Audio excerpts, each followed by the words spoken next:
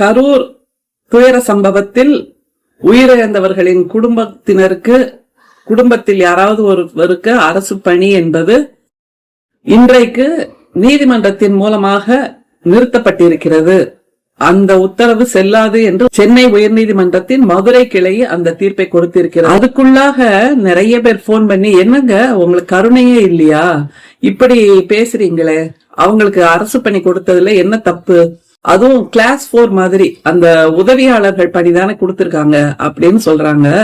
உதவியாளர் பணிக்கும் பல நெறிமுறைகள் இருக்கின்றன, வரைமுறைகள் இருக்கின்றன அப்படிங்கறத புரிஞ்சுக்கோங்க. இவர்கள் யாரும் நாட்டுக்காக தியாகம் செய்துவிட்டு அல்லது நம்முடைய தமிழ்நாட்டுக்காக தியாகம் செய்துவிட்டு, மொழிக்காக தியாகம் செய்துவிட்டு, ஏதோ ஒரு சமூக காரணத்துக்காக தியாகம் செய்துவிட்டு தங்களுடைய உயிரை தியாகம் செய்யவில்லை. தங்களுக்கு விருப்பமான ஒரு சினிமா ஹீரோவை பார்க்க போனாங்க. அது அவருக்கு நன்றாகவே தெரியும். அவருடைய தவறால் தான் அந்த மரணங்கள் நிகழ்ந்தன அப்படிங்கறதும் அவருக்கும் தெரியும், மத்தவங்களுக்கும் தெரியுங்கிறத முதல்ல புரிஞ்சுக்கோங்க. எங்களுடைய தலைவர் எவ்வளவு கருணையோடு இருக்கிறார். அவர்களுடைய கண்ணீரை துடைப்பதற்காக ஒரு அரசு வேலையை கொடுக்கிறாருங்கிறதுல என்ன தப்பு அப்படின்னு கேக்குறாங்க. உங்களுடைய தலைவர், நம்முடைய தமிழ்நாட்டின் முதல்வர் கருணையோடு தான் இருக்கிறார், மறுக்கவே இல்லை. ரொம்ப கருணை அவருக்கு. அதனால டிவி காரங்கெல்லாம் அவர்கிட்ட சொல்லுங்க, என்னன்னா நீங்க கருணை அடிப்படையில் அந்த உயிரிழந்த குடும்பத்தினருக்கு அரசு பணி கொடுப்பதாக இருந்தால் ஒண்ணு பண்ணுங்க. அது அரசு பணியாக கொடுக்க முடியாது. அவருக்கு தெரிந்த நண்பர்கள், அவருக்கு தெரிந்த சினிமா தொழிலதிபர்கள், சினிமா தயாரிப்பாளர்கள், இப்படி எல்லாம் பல பேர் இருப்பாங்க. பலரோட ஆபீஸும் அவருக்கு தெரிஞ்சிருக்கும். அதுல ஏதாவது ஒரு பணி அவங்களுக்கு வாங்கி கொடுக்கலாம். அதை பத்தி பண்ண நாங்க யாருமே கேட்க போறது இல்லை. அப்படி இல்லைன்னா அவ்வளவு அக்கறையா அவர்கள் தன்னுடைய உடன்பிறப்புகளை போன்றவர்கள், அக்காக்களை போன்றவர்கள், அண்ணன்களை போன்றவர்கள், சித்தி சித்தப்பா போன்றவர்கள், மாமா அத்தை போன்றவர்கள், தம்பி தங்கைகள் போன்றவர்கள், நண்பீஸ் போன்றவர்கள் அப்படின்னு அவர் உணர்ந்தார்னா இன்னொன்னு பண்ண சொல்லுங்க.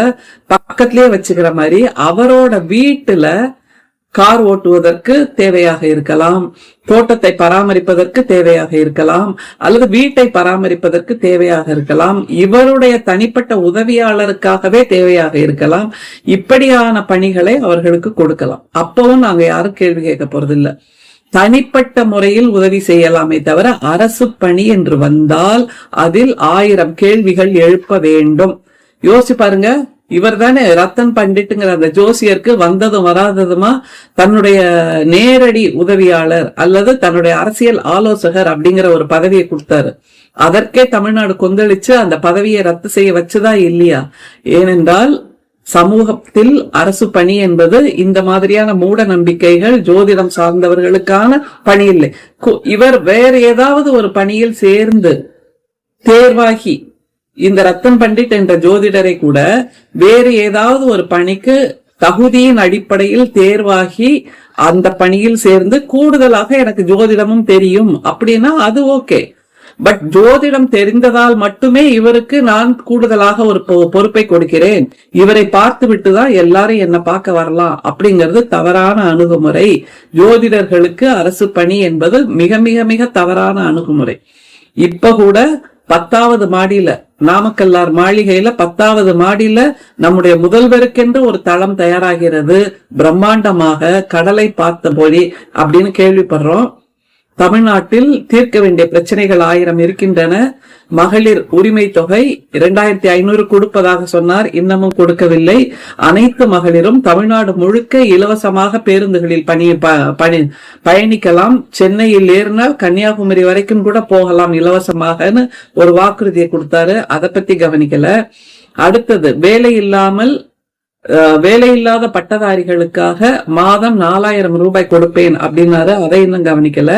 அப்புறம் ரேஷன் கடையில எல்லாம் பெண் எடையாளர், ஆண் எடையாளர் அப்படின்னு எல்லாம் பலவிதமான வித்தியாசமான பணிகளை வழங்குவதாக சொன்னார்.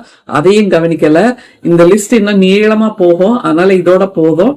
எனவே கருணை அடிப்படையில் என்னும் போது, அரசு பணி என்னும் போது அதில் 1000 வழிமுறைகள் இருக்கின்றன, நெறிமுறைகள் இருக்கின்றன.